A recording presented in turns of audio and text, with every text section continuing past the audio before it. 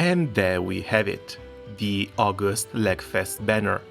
It looks like Song really went to Fire to hang out with Silva, and this is honestly one of the better type of art pieces I could have asked for. Next we've got Ragazzo. We got spoiled during the event that it was going to be light.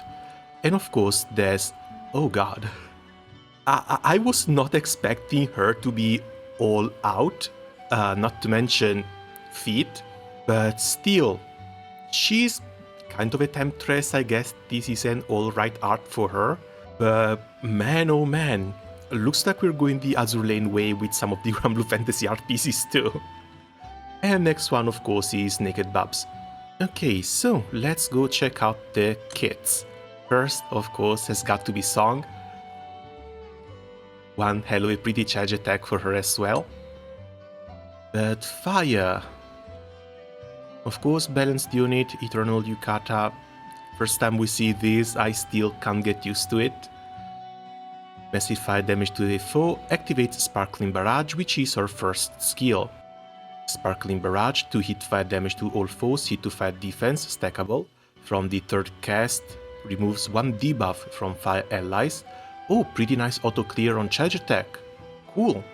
From the fifth cast, removes 1 buff from foes. Might be the first time we see these two skills together. Not to mention, this is a red skill as well. Nice first skill, really nice. Second one, various debuffs to all foes and instant death, so she keeps the depravity, as well as the 3-turn paralyze. Lastly, 2 Crown Serenity, caster deal triple attack, bonus fire damage effect, 3 hit flurry and Mind's Eye. It consumes 100% of the charge bar though. We're going to have to see if it also requires 100% of the charge bar. But this is just a 2-turn long TA, Echo, Flurry, as well as a Ignore, Mirror Image and Dodge. Might be useful against a lot of the wind bosses since they tend to get mirror images or dodge rate ups a lot, especially in Unite and Fight. But yeah, she's looking okay.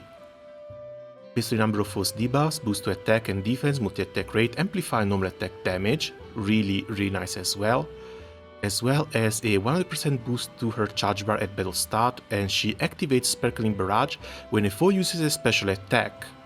3 clears and 3 dispels both on charge attack and enemy charge attack. That's actually really damn nice.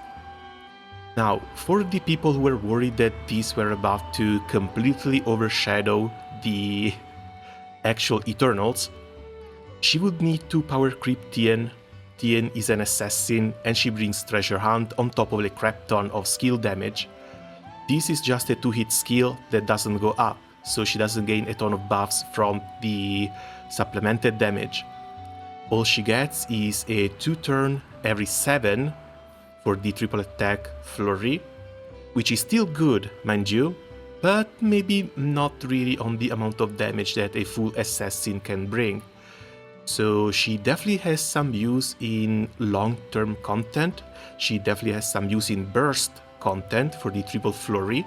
If we get someone with the skill copy in Fire, we can probably replicate the same light blender between Song and Lunalu. This might actually be a lot of fun. Also, free clears, 3D spells are great for long-term fights, especially Unite and Fight, and we'll have to see what happens with the actual high-level content. Damage amp on normal attacks is also nice, but she doesn't have the AoE attacks that her light version has. She doesn't have a keen, she doesn't have supplemented damage. Those are all buffs that are going to have to be given to her by someone else.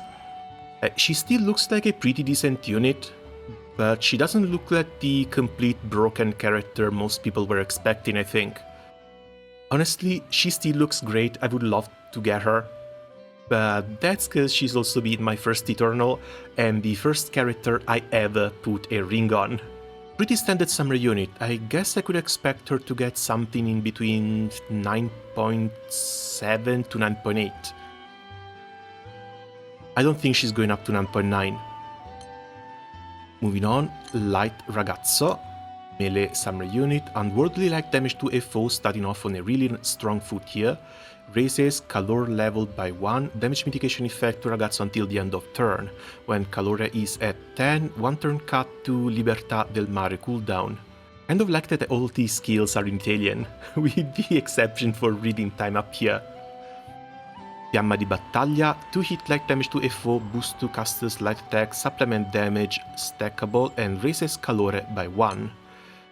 This should be the calore level. Increases attack, defense, triple attack, damage cap, normal attack damage amplified, at 10 double strike, and permanent dispel cancel.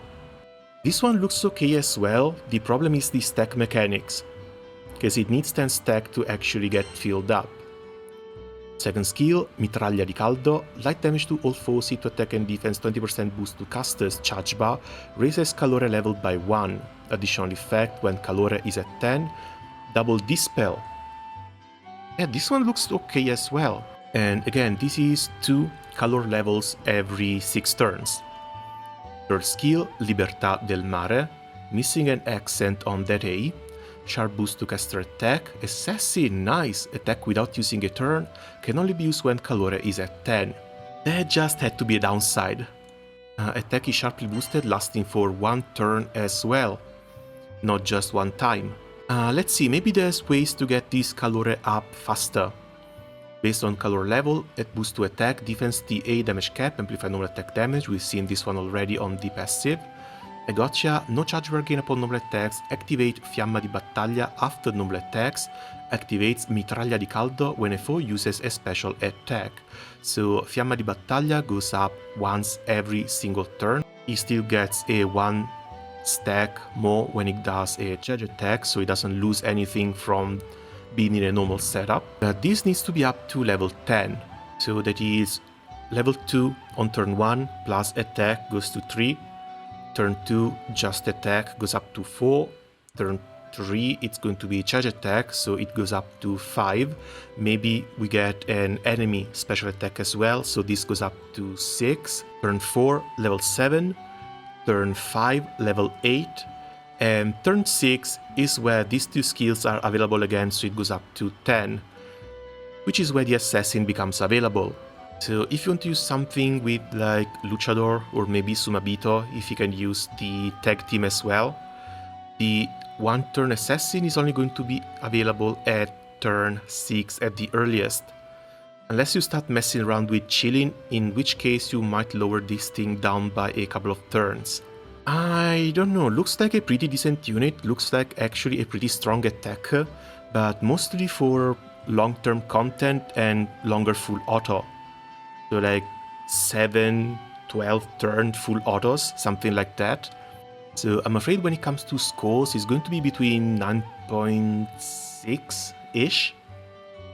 Maybe 9.7 just because the assassin and the amplified attack damage look really good. But I don't think it's going to go higher than 9.7. So we can move on to Hecate. Jesus Christ, Hecate. I can't with this woman, honestly. And they went all out with the animations as well. Oh wait, she's dark. She's coming to my element too. Now if only she would also come to my inbox. That would make me a pretty happy dog as well. Let's see, rebuff advances, massive dark damage to a foe, Oblivion Crest to Hecate, and 1 turn cut to the skill cooldowns. When Rapture is at 5, activates twice. Another double CA reactivation. Another slow character too. Tyria Mu. 6 hit dark damage to a foe, hit to attack and defense stackable, supplements Dark Ally skill damage. When Rapture is at 5, activates when 1 or more Oblivion Crests are granted by the MC. So you can use the Dark Opus weapon as your main hand on something like a Onyoji and give her Oblivion Crests every turn to 2 turns. And this is a pretty nice 6 hit damage too. Supplement skill damage is a stackable buff as well, so she's going to be paired nicely with both Magus as well as Lich. Second skill, Hypnagogic Preposition, 700% dark damage to all foes, hit to debuff resistance and multi-attack rate, actually nice. And Hypnagogia effect, plus Oblivion Crest to Dark Allies. When a foe has the Hypnagogia, restores HP based on normal attack and CA damage dealt. Oh cool, she heals. But she heals on top of the Hypnagogia effect, because the Hypnagogia should be just this one. Attacks are slightly limited, so basically a sort of charm. 3-turn duration charm every 10 turns. Not that great, but to be honest, crests and healing, that's going to help with Magus as well. Cool, actually pretty damn cool. Third skill, Embrace the Netherworld, dark damage to all foes, Stygian Embrace to the caster, can only be used when 5 Oblivion Crests are granted. Hit number increased based on the main ally's number of damage skills, up to maximum of 10, and can't be recast. The can't be recast isn't that great. Dark ally skill specs are boosted, damage skill cooldown are cut by 1 turn, can be removed, and skill cooldowns can be lower than 1 turn. Another character that revolves mostly around skill memes. Passive-wise, immunity to charm, when 1 or more Oblivion Crests are granted, raises the Rupture level by 1, and deals 2 hit dark damage to a foe. Gain effects in order based on Rupture level, boost to attack, defense, guaranteed triple attack, amplify skill damage, and boost to debuff resistance. If you run on Neo GMC with the Dark Opus main hand, getting 5 Oblivion Crests is not going to be all that difficult. Either that or even just a Mana Diver. Mana Diver is going to give her a little less crests though, since you're going to need to cast skills. But the free 6-hit dark damage actually looks pretty damn cool. Okay, cause not gonna lie, they kind of look like they're made for each other. Magus also brings another 6-hit damage, as well as a Dispel. Increases the number of hits to 12 when Dark Ensorcelment is up, but she takes 10% max HP as damage every turn, up to a 5k cap. 5k that Hecate is going to turn around. When the foe has 10 or more debuffs at the end of the turn, activates Malefice Demolio, which is the first skill, which is also going to get another boost to the skill damage. 30% boost to attack, 10% boost to skill success rate, and skill damage supplemented by 50k, on top of everything else that Dark already brings. Not to mention, these are 2 red skills, which is going to synergize even more with the red skill requirement that Hecate brings. And you can just put a Lich in the 3rd slot and have a pretty nice skill damage focused team. Again, not really something for burst, mostly something for full auto-in or long-term content, but I'm afraid not really something for endgame as well. Because again, hit to debuff resistance is nice, hit to multi-attack rate is nice, but again, she doesn't bring dispels, she doesn't bring clears, she doesn't bring any other sort of sustain or utility on top of a little bit of damage.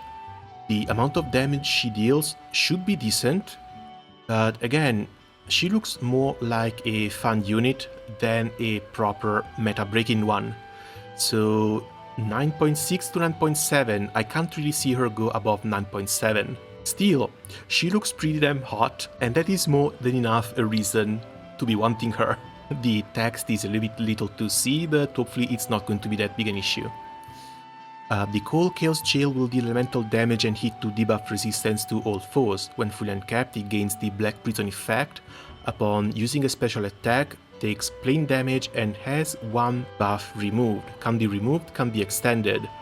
This is a permanent debuff onto an enemy that's going to help quite a lot when it comes to dispelling. Even though we've been getting quite a few characters with a similar skill, a similar passive, that whenever a boss does a charge attack, they dispel 1 buff. Song 2 has already gotten another free dispel as well as a team-wide clear, even though she's going to need 5 skill 1 casts in order to get it. The plain damage should be around 2 million, which again helps with some of the endgame plain damage requirements, and is going to help a little bit with the EX plus OTK as well. Even though it's just 2 millions, it doesn't actually sound all that great. Looks like a little bit of a quality of life summon, looks like something you can sort of play around to min-max your stuff, but at the same time doesn't really look like a must-have summon. So even if you get it, maybe wait until some people do a proper showcase, or until there's an actual requirement before wasting 3 sunstones on it. Okay, and I guess that's it for this banner overview. Again, they all look pretty decent, Song likely the better of the trio, but while they all have some uses, I don't know, none of them looks like a must spark. And again, we're going to get the free draws. God damn it, every time I scroll up I'm met by Hecate's feet.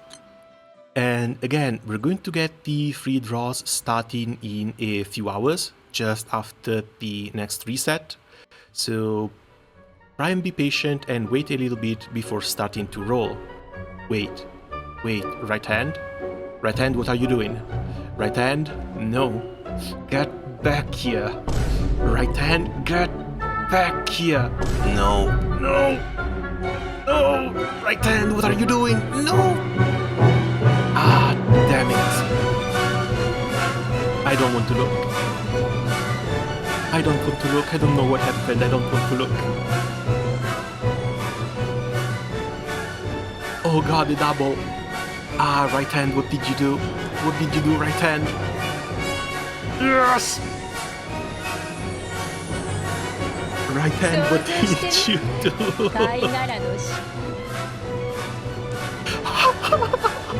Oh god. Okay, I'm at a loss for words here. Yes.